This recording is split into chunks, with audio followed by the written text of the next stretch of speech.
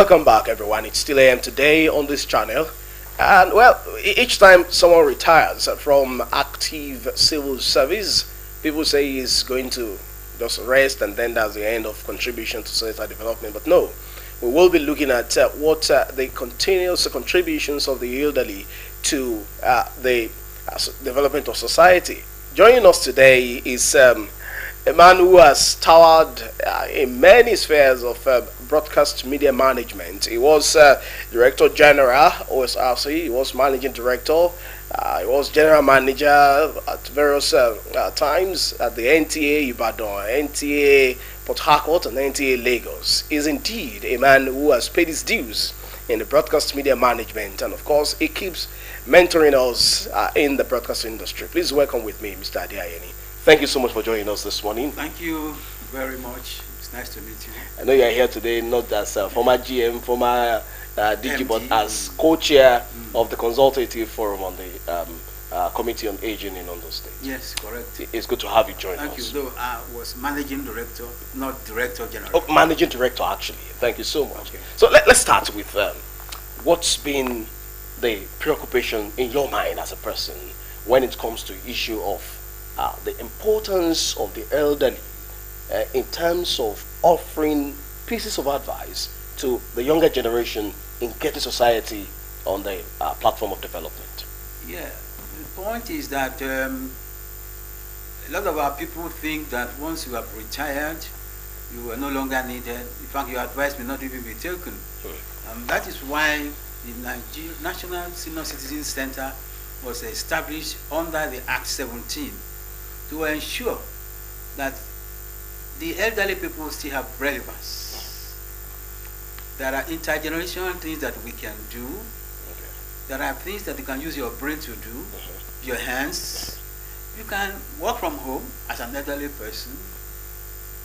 You can be part of a cooperative society. You can form your business. You can still do a lot of things once your brain is active. So that is what the National Senior Citizen Center is all about. To correct the idea that the elderly is no more. Once he retires, he's nothing. And those who have retired should not think they are nothing. Because they have a lot of things to contribute to this society. Because their brains are still active. In fact, it is when you are 60 that that the wisdom begins to come. The knowledge you have used in service begins to come down, and you can use them in any sector of life, whether business, whether in the office, whether in creative artists. Look at Shoyinka. He still writes his plays even at 82. So it is important that we give the elderly persons the role, and we also give them the privileges to perform these roles. If you can serve on boards, if you are over 70, you can be on an advisory board, which may not necessarily earn money.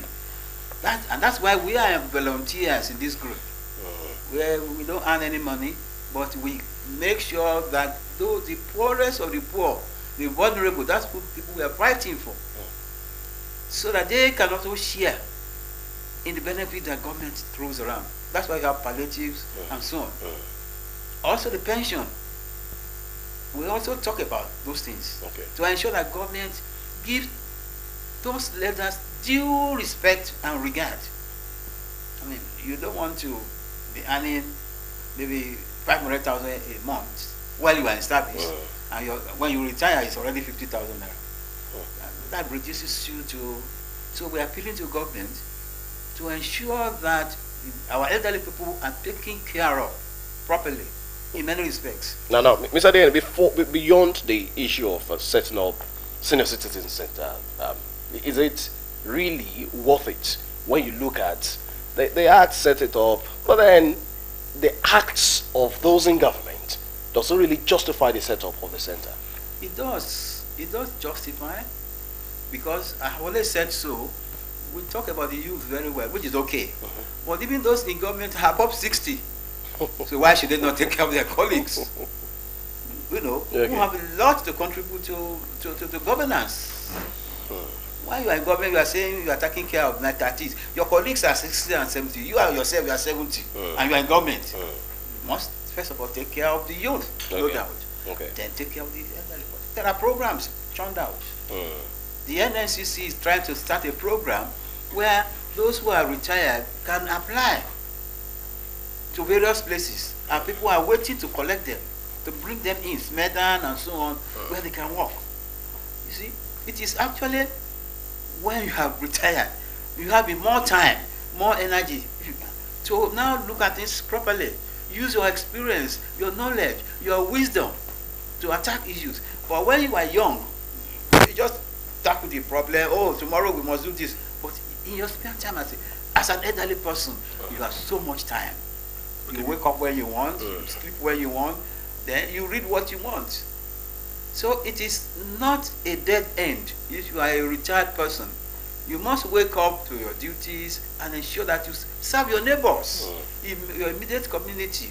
That even keeps you agile. Exactly. The church, attend churches, attend ceremonies, advise people, the young ones. There are so many things that can be done. Okay, Mr. Ade, what are maybe you should just educate us a little, what are the defining factors that characterize a person as a senior citizen? And beyond that, what are the entitlements in a standard procedure as a senior citizen? What are the entitlements you should be getting? Well, according to United Nations, maybe 60 plus. Here I will say 65 plus. Actually, 60 plus should be. Once you are 60, cross that threshold, you are a senior citizen. Here, you are just entitled to your pension. Only? That is what we are trying to correct. That should just not be it. You should have little privileges. I want to enter into a bus, and the young boy comes and says, "Yeah, your guy." No, you wait for the elder. You go to the bank. Oh, that man is an elderly person. Let him come. I've been in hospitals where I come in, and the nurse says, "Please, I'm going to attend to him because he's an elderly person." The people start complaining, say, "Look, he's an elderly person." Those things must be decreed.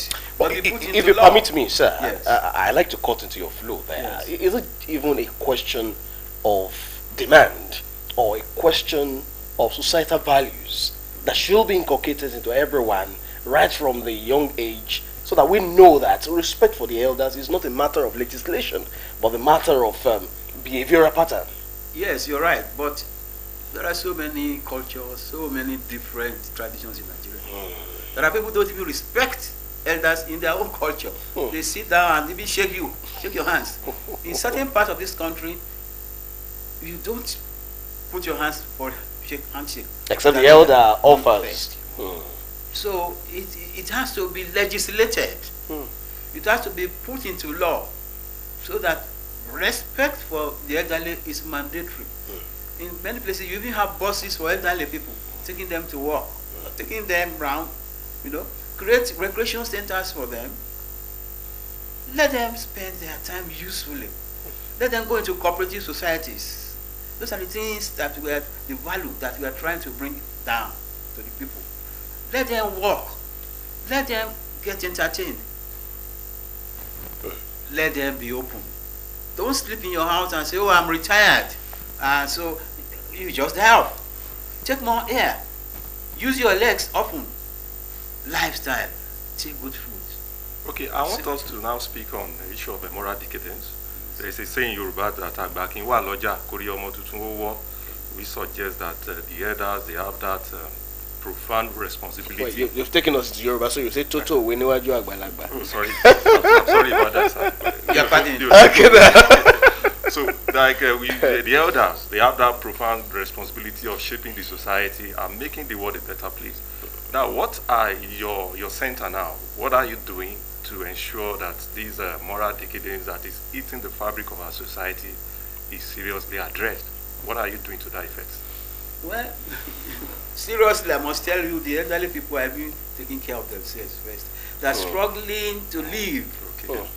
Now talking about moral decadence, the man hasn't even he doesn't know what to take in the night.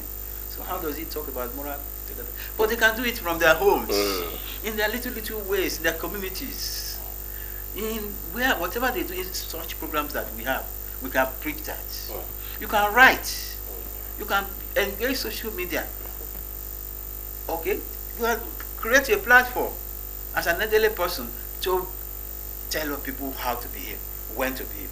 But the NNCC, yes, I think their own focus is the welfare of the elderly people first.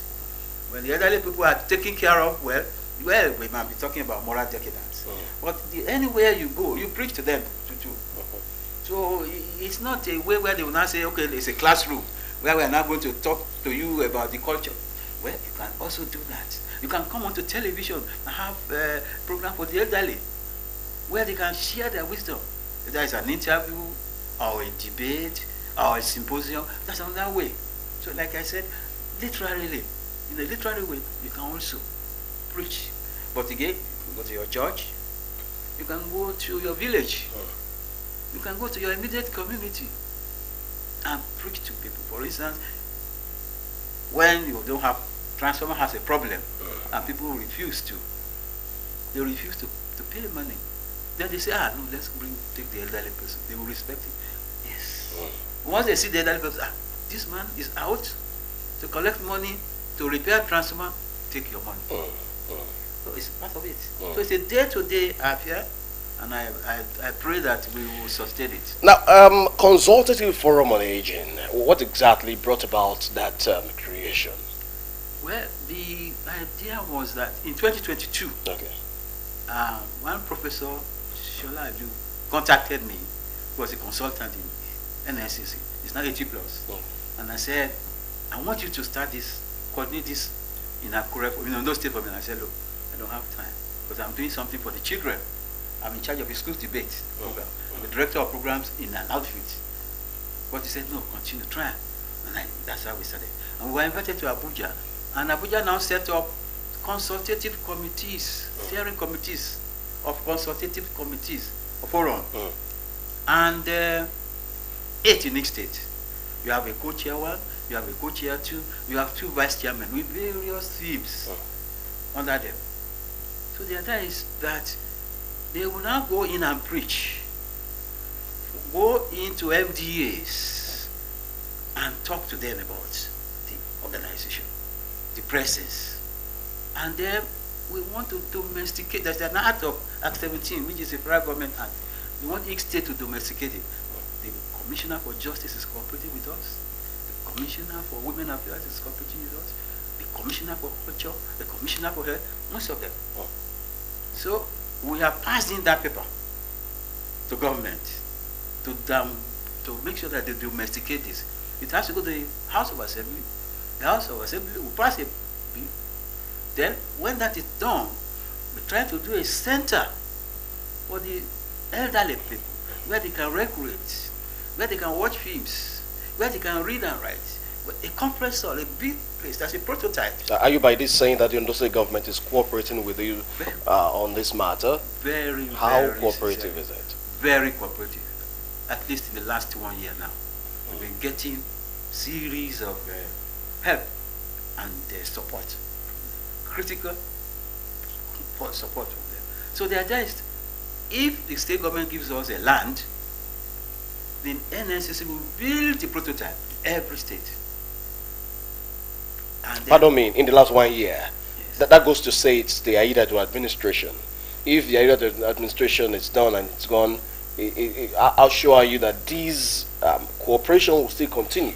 Does that not therefore speak to the fact that there is need for urgent sending of this bill that you talk about to the House of Assembly so that it becomes a law that every successive administration will be able to really respect? Thank you.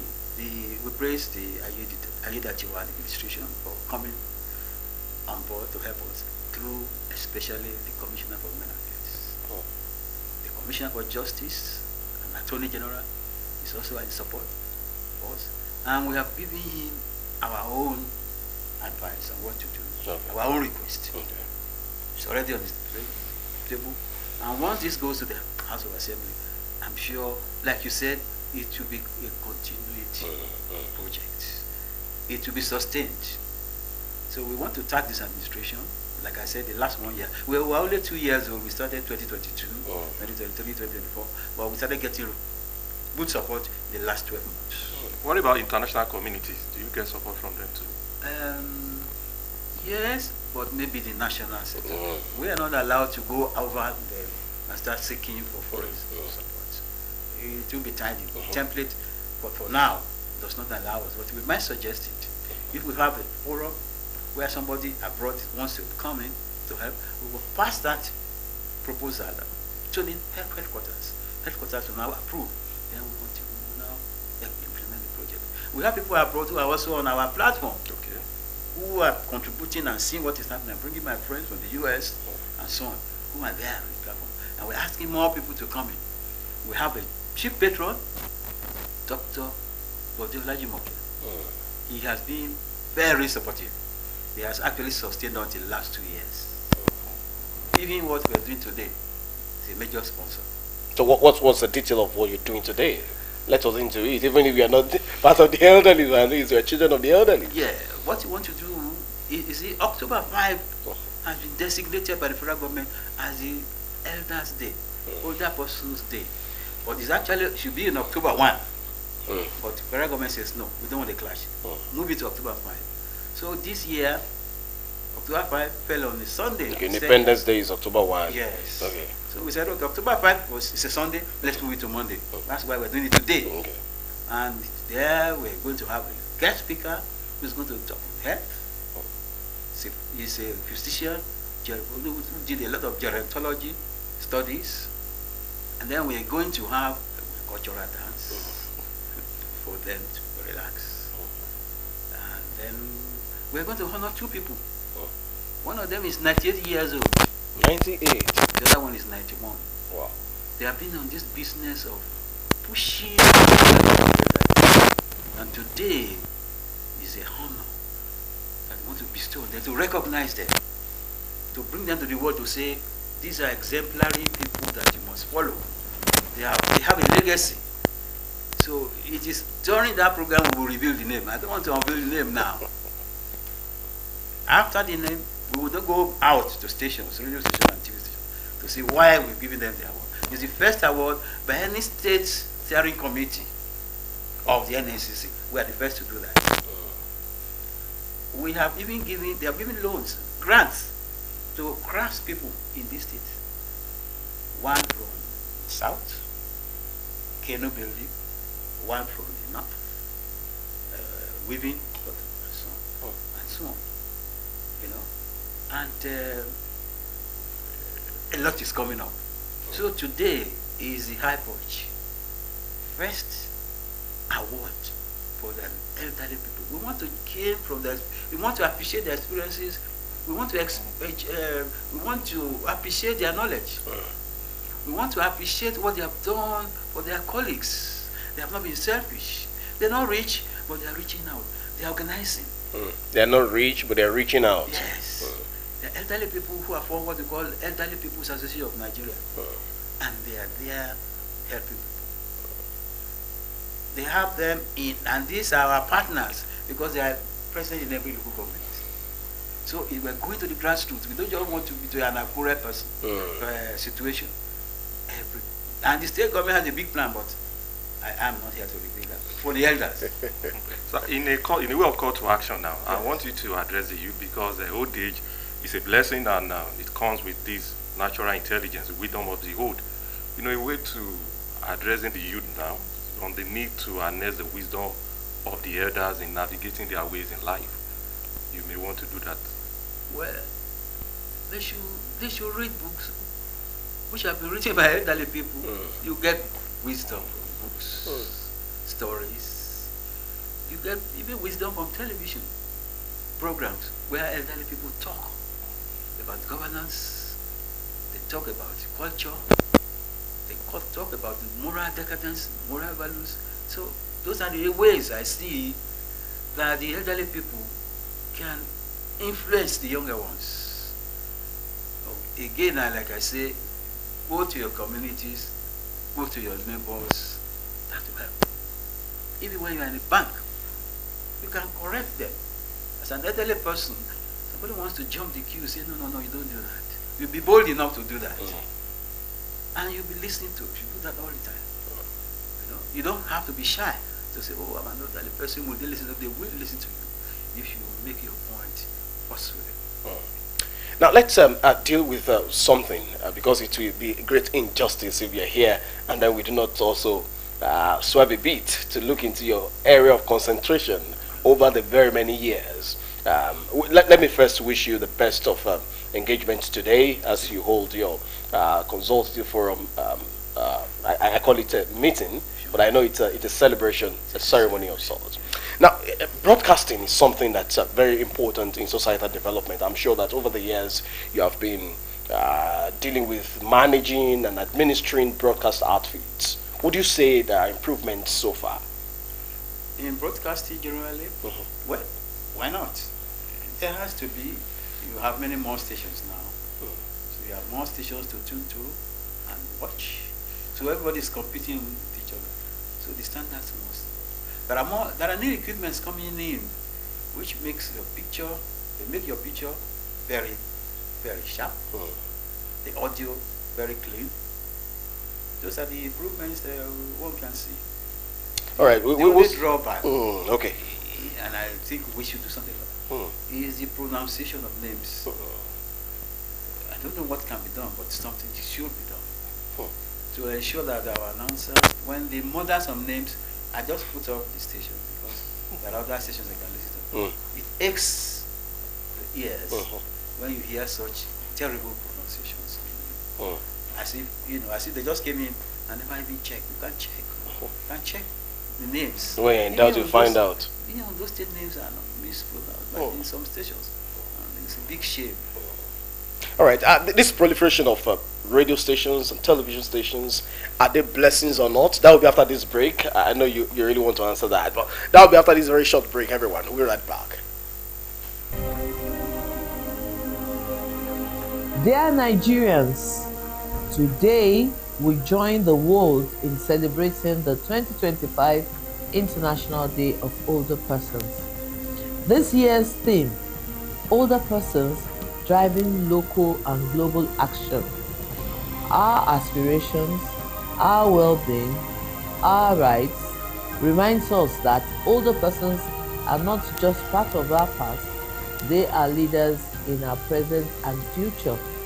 At the National Senior Citizen Center, we are committed to building inclusive systems that support the dignity, health, and independence of our elders. Let us celebrate the wisdom and the value older persons bring to our communities. To our elders across the nation, we see you, we respect you. Happy International Day of Older Persons.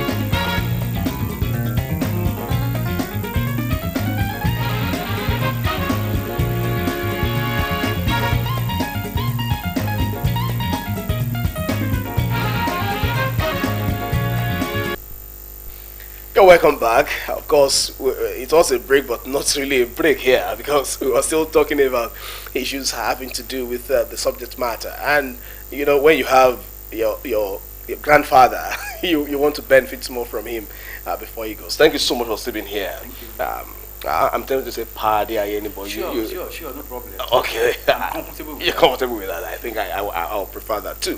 Now, we were talking about the proliferation of radio stations, broadcast stations generally, especially with the liberalization of the media since the early 90s up until now. Would you say it's a blessing or a curse? It could be a blessing. It could be a curse. It depends on how you manage the situation. So far so good, or so far so bad? So far so good, but if we're not careful, some of them might just fade away.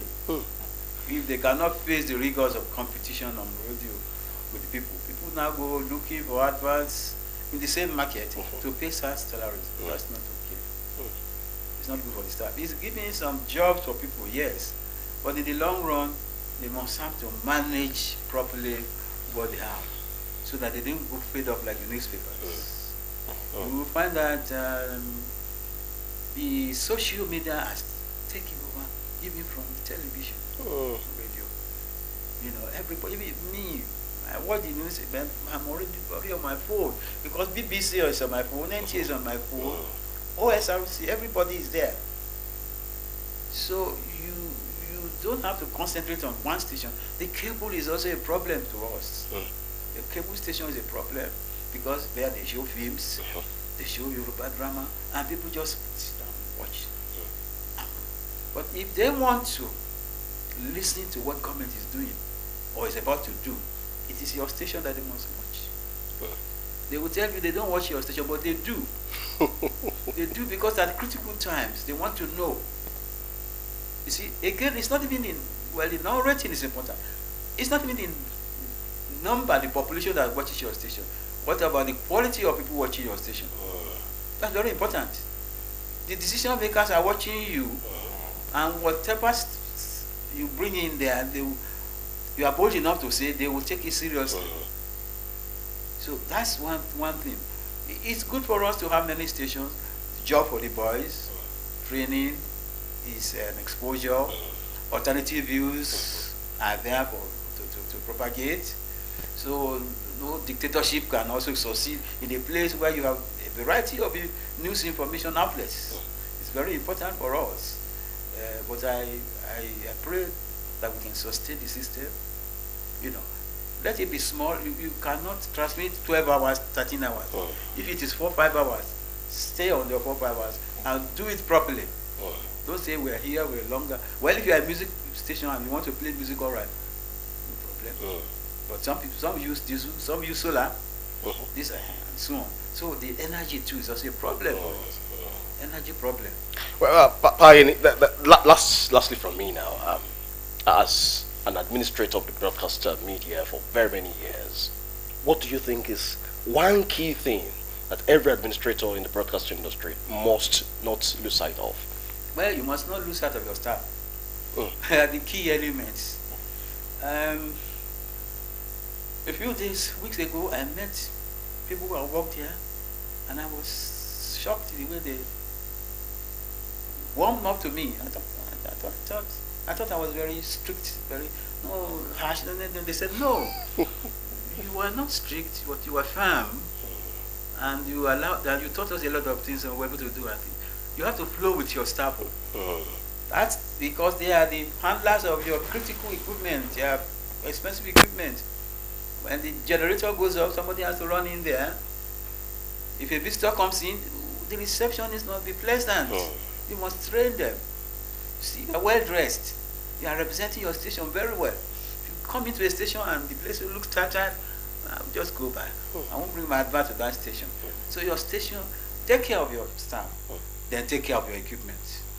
Take care of your staff and take care of your equipment. In that order. Well, I do hope that maybe very soon, God will spare your life, God will give you some health. Amen. We'll bring you back so that we really discuss these at a very larger scale. Thank you so much for your time. BADIAN is an authority, an institution in broadcast media management, and then we've been able to tap from him even beyond what he has come here to do today. Thank you so much, sir, for coming. It's a pleasure. We will take a break. When we return, it will be time to look at what exactly constitutes good governance. How well is the Aidatma administration doing that in Ondo State? We'll be right back, everyone. Please stay with us.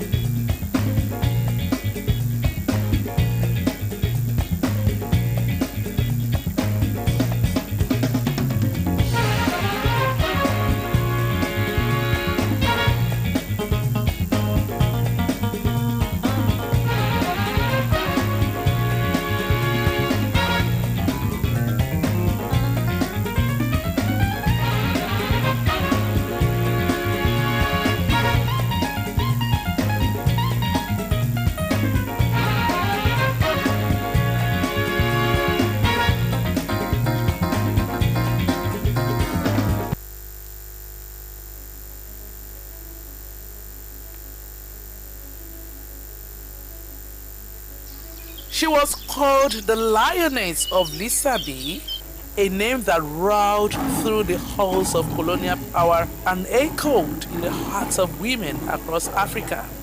Her name is Fumilayo Ransom Kuti, a teacher, activist, feminist, nationalist, and mother to legends. But before the fame, there was fire.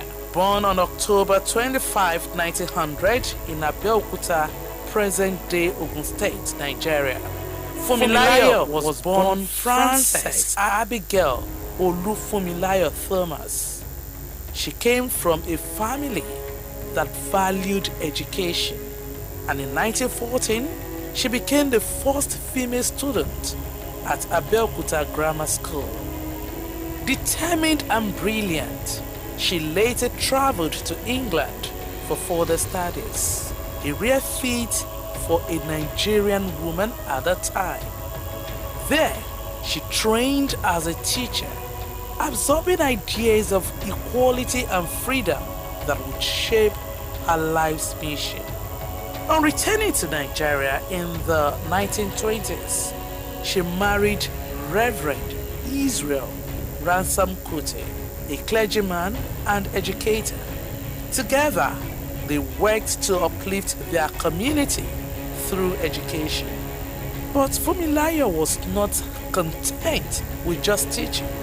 She saw how colonial rule and traditional structures oppressed Nigerian women, and she decided to act. In 1947, she founded the Abeokuta Women's Union, one of Africa's most powerful grassroots women movements. The group fought against unfair taxation and the corrupt practices of the Alake, the traditional ruler of Abeokuta. Thousands of women led by Fumilayo marched in protest. They sang, they chanted, they occupied, and eventually they won. The Alake was forced to abdicate. Fumilayo Ransom Kuti was fearless. She was one of the few Nigerian women to drive a car, to travel widely, and to speak truth to power. Her activism didn't stop in Abeokuta. She was a founding member of the Nigerian Union of Teachers, a member of the National Council of Nigeria and the Cameroon's NCNC. And in 1953, she became the first Nigerian woman to visit the Soviet Union, a move that earned her the label Communist Sympathizer by British authorities. But she wasn't deterred. In fact, she was emboldened. In her later years, she focused on broader issues: education, voting rights, women participation in politics. She advocated for the inclusion of women in leadership and resisted Nigeria's slide into authoritarianism. She raised 4 children, including Fela Anikulapo Kuti, the legendary Afrobeat pioneer, instilling in them the spirit of resistance and truth. But tragedy would eventually come. In 1977, during a brutal military raid on Fela's compound, known as Kalakuta Republic, Fumilayo was thrown from his second-story window by soldiers. She never recovered from the injuries, and on April 13th, 1978, she passed away. Fumilayo Ransom Kuti was more than a mother, more than a teacher. She was a symbol of courage, of resistance, of dignity. She paved the path so Nigerian women could walk tall, speak freely, and fight for justice. Her legacy lives in every classroom, every protest, every woman who dares to say enough is enough. This was the story of Funmilayo Ransom Kuti, the lioness of Lisabi, a voice that cannot be silenced, a spirit that lives on.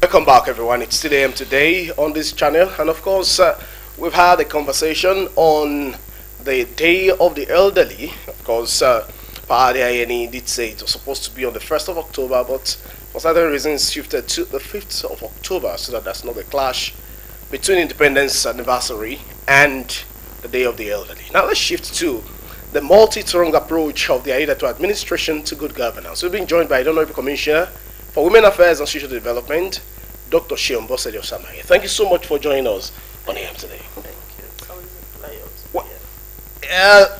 We as journalists, we hear a lot, we see a lot. And recently, so much hues and cry about what exactly is Aida doing. Everywhere is not working, this and that. And so we've decided, let's ask some of the lieutenants of the Aida administration, is it safe to say that not much is really being done by the administration? Well, I would say first, let's thank God Almighty, and I want to appreciate the governor from those states, His Excellency Dr. Lucky Urimiso Aiyedatiwa, whose visionary leadership has given some of us an edge and privilege to be serving currently in his government and serving currently in positions that hitherto has been reserved for certain individuals, especially when people assume that someone who is not an elderly person shouldn't occupy certain positions. But today we have so many young people occupying different strategic positions in this government. For instance, I'm just 41, I'm Commissioner for Women Affairs and Social Development, the Commissioner for Infrastructure, Land and Housing, is a young man. The commissioner for youth is a young man. We have so many young people in this government, so we must appreciate the governor of Ondo State for that. First, I would say that it is unusual. It is not something different when you hear critics, say certain things that differs from reality. Okay, it's something that as politicians we are used to. But what we do is just to close our ears and keep doing what we are doing and allow the people, decide and show exactly their support for the governor. For instance, for women of Ondo State, you can see women, all over the state dancing, rejoicing, coming out to support their governor at every time we have an official event. Even on the street when Mr. Governor move around, for instance, in his last outing after the Supreme Court victory, we went to meet him at the airport, and away from at the airport, we see women, market women, traders trooping to the streets to wave to the governor. What do you expect? The people, when they see their governor, they will definitely want to. When the governor is not doing well, people don't troop out to show support. What are the empirical facts to say that Aiyedatiwa is doing well? We've had several instances. Okay, for us, in the Ministry of Women Affairs, let me limit my answer to that. Mr. Governor has, taken several practical steps, to bring up certain initiatives. So many of them. In fact, there was a time just last week that I had to list a few of the programs, and people were wondering that in such a short time, because usually, because of so many benefits from the national, that women now have opportunities to enjoy. They assume that most of our programs are federal government initiatives through the Renewed Hope initiative. But when I listed about 22 of them, they were surprised that wow. So I would say Mr. Governor is doing a lot. For instance, 22 of them that are not federal government at all, that has nothing to do with Renewed Hope initiative. I listed them. It's out there. It's everywhere. So let me start with the Skill Up a Woman initiative, because that's even the core of the mandate of the Ministry of Women Affairs, to ensure that all women attain economic independence. Our focus is not to allow our women beg on the streets. It is to see that they are educated or they have skills that can fit them, that can earn them some money so that they can be able to take care of their families and their children. So we have a free training programs that we currently, accommodate 200 of the women that we are targeting, taking them out of the streets. They've been, running the training since late February, and by God's grace, their training session ends this month, and their graduation will be coming soon. Mr. Governor has promised to empower them, give them startup capital, give them certain materials to equip them. Then apart from that, we have the Nigerian for Women Scale Up project. That's a World Bank assisted project for Mr. Governor to have provided a counterpart fund running into hundreds of millions of naira. And that particular project is targeted at empowering over 90,000 peri-urban women. I must tell you that that program, when it starts fully, even though those states will say, wow, because currently what we're doing is to, we've gone through the training for those who will be implementing the project. Then we are also recruiting other adult staffs at the moment. We've gone around to visit certain states that have implemented the project. The entire target is to identify unbanked women who do not have access to resources, and then give them certain resources, train them so that they can better. The target of the project is by local government to at least be able to influence and impart at least over 3,600 per local government within a space of 8 months. So I must tell you that that alone is enough to say kudos to Mr. Governor.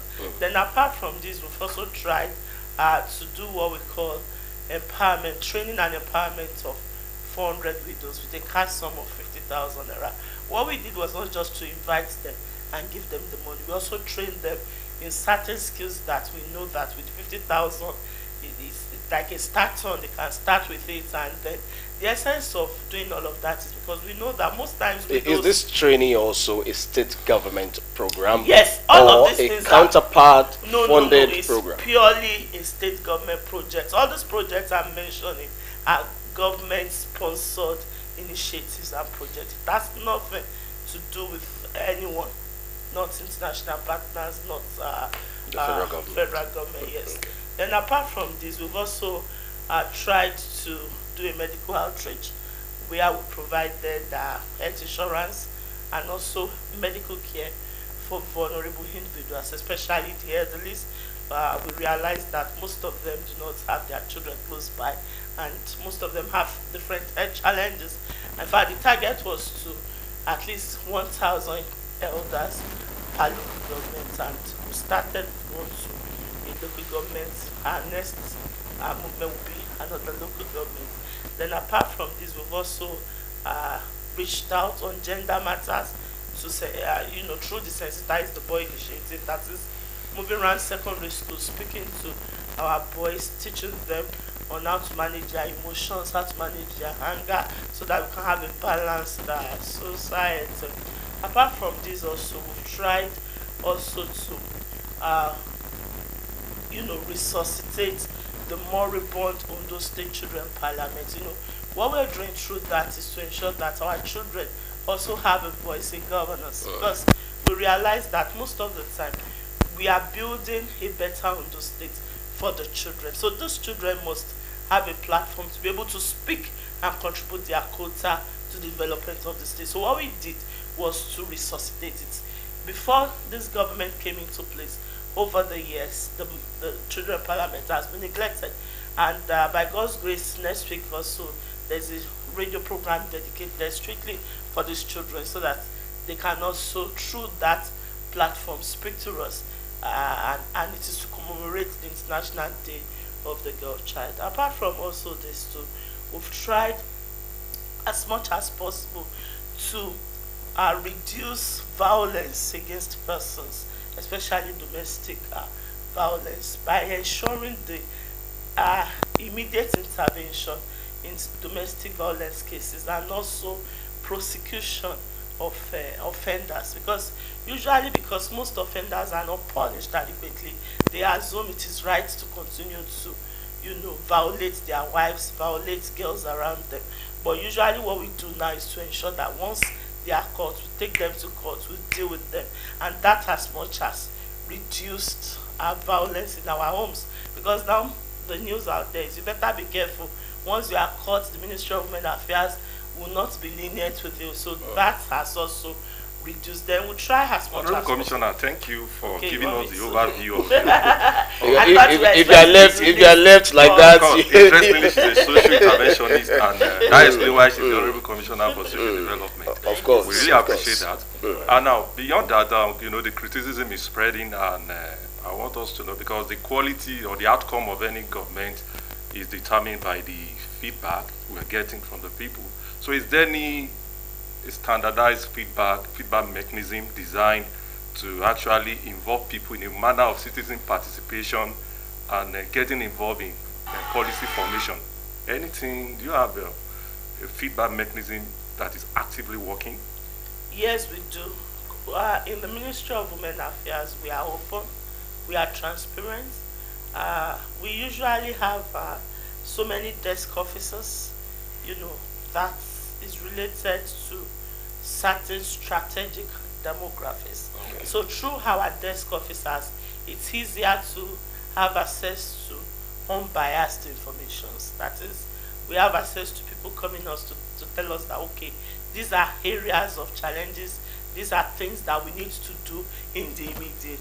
For instance, some few weeks back, we had challenges with people with disabilities, women with disabilities, and the challenge was that there was a gap, okay, and the gap was that most of them felt neglected. They felt that we were concentrating more on a certain cluster. They felt neglected, or they were actually neglected? No, they felt neglected because they felt that we were concentrating more on a certain cluster. When we say people with disabilities, we have different clusters. We have physically challenged, we have hearing impaired, we have albinism, we have people with And very many others. the people at the leprosarium, they are going with tea and all of that. So the outcry was more from even the albinism community. They Okay. felt that our concentration was more on the physically challenged, and even the blind, the visually impaired were felt, oh, that they too have been neglected. That most time we're concentrating more on their leaders, neglecting the followers, a number of issues. So what we did was to address them, even Mr. Governor had to address them. And then we try to let them realize no, and then we try to, identify and error probably through their leaders, and we corrected that, and we are better now.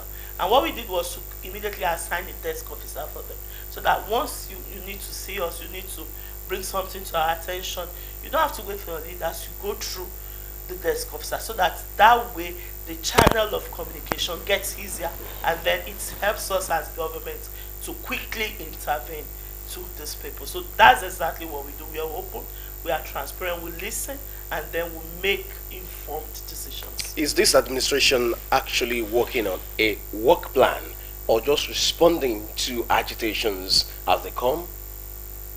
No, we have a work plan. If you recall, when the Ministry of Women Affairs came on board, immediately after Mr. Governor appointed us, we had a strict 10-point blueprint agenda, which, after a careful analysis, felt that 10-point agenda, if we are able to successfully implement it, would touch at least 70% of all areas in the state within the first 4 years of Mr. Governor. So that's exactly what we do. We try to identify areas that need to be strategically followed, and that's exactly what we'll be doing.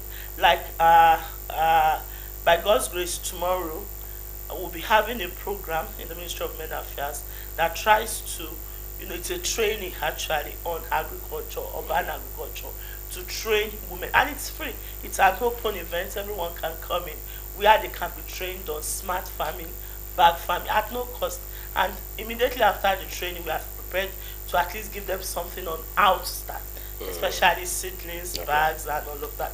The reason for doing that is to still find a way to assist our women to be economic independent. So apart from skills, what other areas can we also, train people on poultry, on what's it called,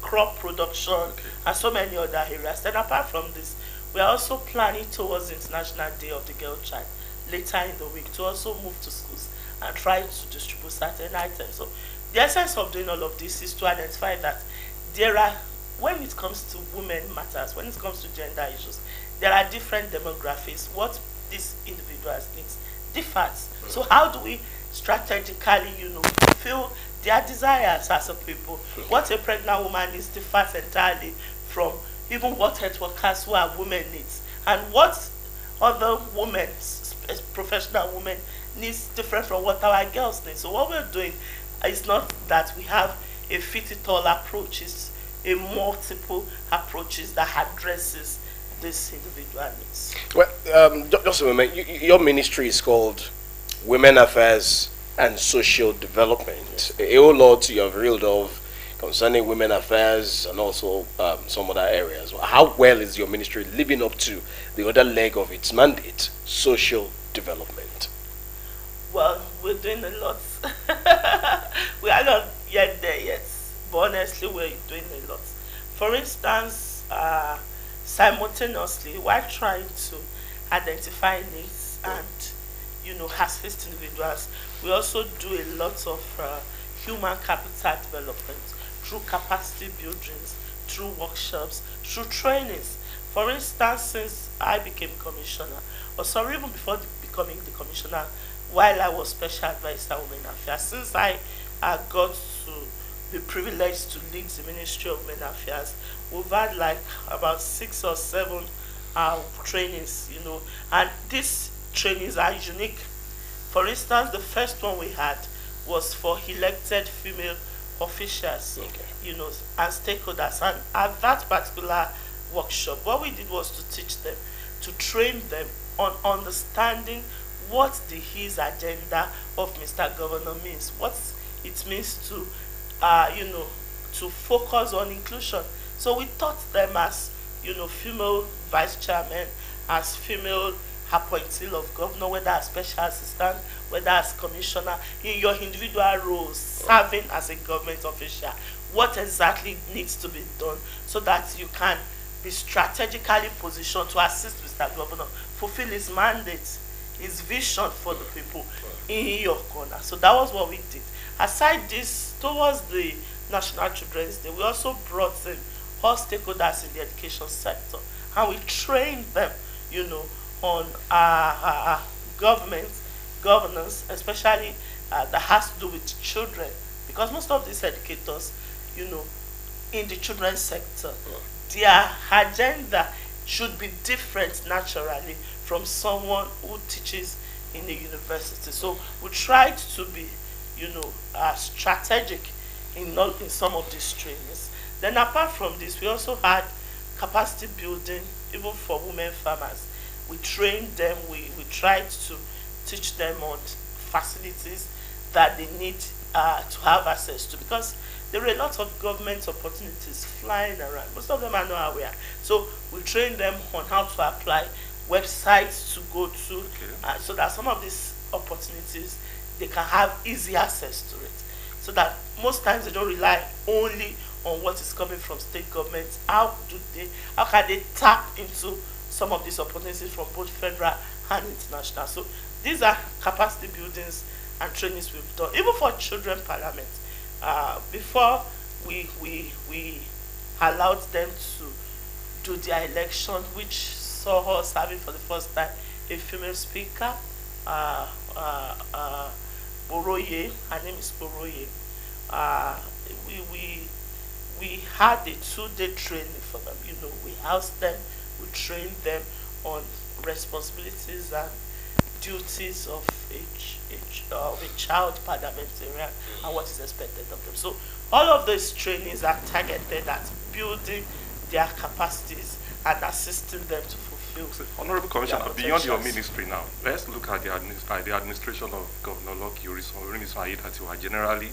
How well are you taking advantage of the concept of town hall meetings? The structural arrangement, probably senatorial arrangement or local government by local government, to get people involved, to update them with the achievements and the policies of the state government. Probably people who are in the interior are not well familiarized with this administration. Are you looking into that? A lot. Let me start with me. Let me start with myself. I don't like going far, to cite examples. For me, as a commissioner for women affairs, I understand the fact that I'm not just here to serve as commissioner. I'm also representing my local government. I'm representing a federal local government in the State Executive Council. So usually what I do since I came on board was to start what we call a stakeholder engagement at the local government, at the grassroots, and it's a word by word grassroots engagement. I've done 2 words. I was supposed to do another 2 this weekend, but for other engagement that came up, I postponed it to later in the week. So what that engagement does was to give me an opportunity to interact with leaders at the grassroots, to speak to them about government opportunities, and to also find time to wine and dine with them. So it is I live within the community anyway. I live there.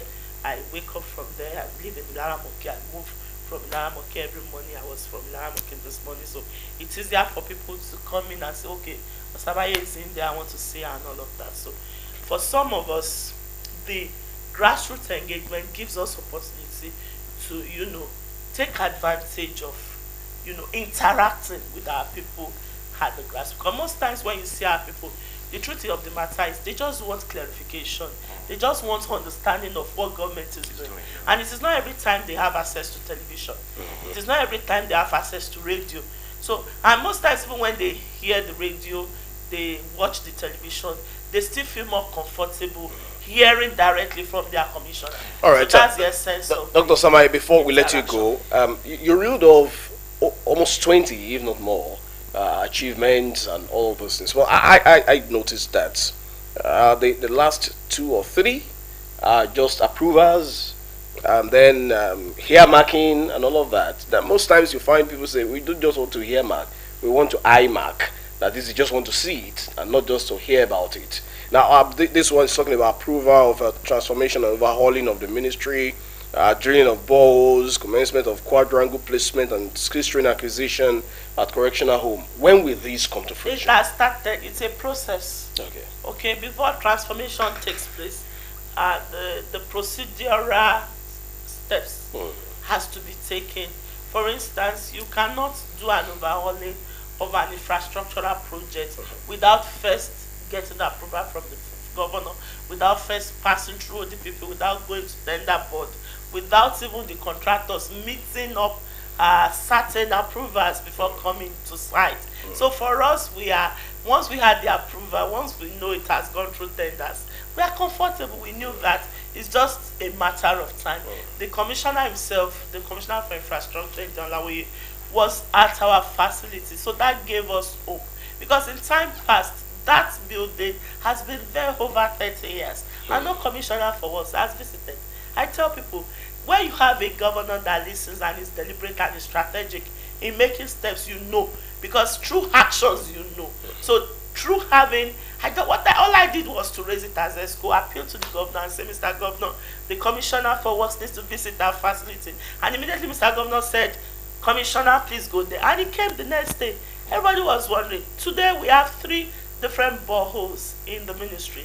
One was dug at the correctional center, another one had the orphanage. What I did again. Oh, okay. Those are not just approvals, but they are. No, it has been drilled already. Okay. It has been drilled, and it happened within 1 week of approval. It has been drilled. The next time you visit, just ask anybody, where's the new borehole in the Ministry of Women Affairs? They will show you. It has been drilled. I didn't say approval. That has been done. What I wrote was approval of the overhauling of the renovation. Yes, okay. Of the building, because we are comfortable. So you are expecting that to commence? Of course, definitely. In fact, we've had the before picture. We have all the pictures now. So we know once that place transformed, can proudly show people this was how this place was when I came. This is how it is now. All right, we do wish you the very best as you so try to look at how to bring development to the people by the Aida administration, and of course through the ministry you've been appointed to head. Dr. Shion Osama is the Honorary Commissioner for Women Affairs and Social Development, and she's been speaking on the multi-pronged approach to development in Ondo State. But before I let her go, I think I should also ask her if that's been all we would see as far as collaboration with the Renewed Hope Initiative is concerned. I understand you are the coordinator of the Renewed Hope Initiative in Ondo State. We've seen the issue of cash empowerment to people. We've also seen some items. I think gas cooker was there, freezer, milling machine and all of that. So is that all? No, never. A lot is coming. Such a as? lot. Even this week alone. It's interesting to know that by Thursday, the handing over of the NITDA project, that is the ICT and Digital Center that was built at the Public Institute, Ilara Mokin, will be handed over by the wife of the president to us, and our first lady here will be representing her to also hand it over physically. All right, we hope the handing over. A lot is happening. All right. A sum of 200,000 is also going to be disbursed to 250 elders. You are pointing at me and mentioning it all. All right, thank you very much, Dr. Osama. It's so nice to have you join us once again. All right, everyone, we'll take a break. When we return, we'll still be talking about the Aida administration, of course, probing into what it's doing. But that will be by yet another resource person. Please stay with us, everyone. We'll be right back.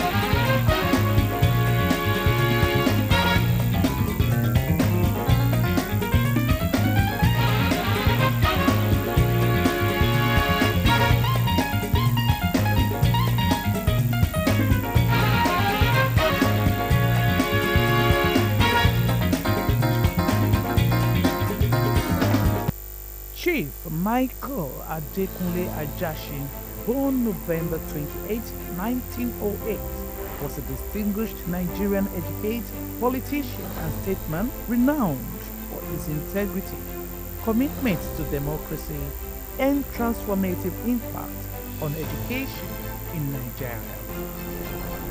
Born in Owo, present-day Ondo State, Ajashi began his education at St. Andrew's College, Oyo, from 1924 to 1927, where he trained as a teacher.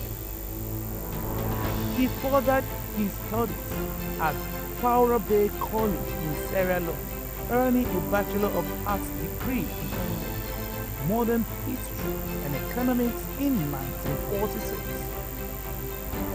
He then obtained a postgraduate diploma in education from the University of London in 1947. Ajashin's career in education commenced with his appointment as principal of Imadi College in Owo in 1947. He was instrumental in staff development, encouraging teachers to pursue further training at institutions like University College Ibadan. In 1963, he founded our high school, serving as the first principal until his retirement in 1975.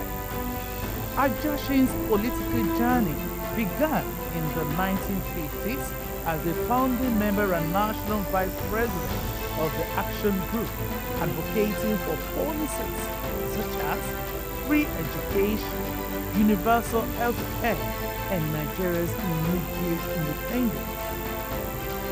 He served as a federal legislator from 1954 to 1966. In 1979, he was elected governor of Ondo State under the Unity Party of Nigeria (UPN) with Akin Omoboriwo as his deputy. His administration prioritized education, establishing the Ondo State University in 1982, now Ekiti State University, and the Polytechnic Owo.